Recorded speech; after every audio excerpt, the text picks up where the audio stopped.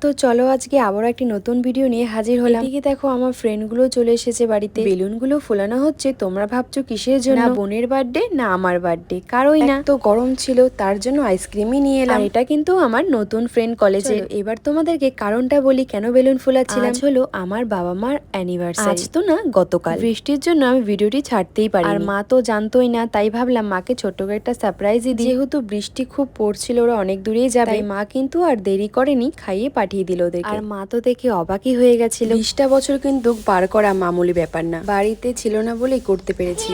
Happy anniversary. Oh my god, thank you সোনামা। তোমরা দেখতেই পেলে ভাইয়ের কাণ্ডটা। ভাই সোনামার্তই চলে এসেছে কাকিকে উইশ করতে। আসলে কি বলতো, দুই ভাই আমার মাকে খুব ভালোবাসে। আমরা মধ্যবিত্ত মানুষ, তাই আমরা অল্পতেই খুশি হওয়ার চেষ্টা করি। মা হোক বাবাই কোনোদিনই কেক কাটিনি, সবসময় আমাদের জন্যই করে গেছে, তাই ছোট্ট করে সারপ্রাইজটা দেওয়া হলো। এবারে সব ভাই বোনগুলো মিলে খেতে বসে পড়লাম। ভিডিওটি ভালো লাগলে অবশ্যই একটা লাইক করে চ্যানেলটিকে ফলো করে দিও। বা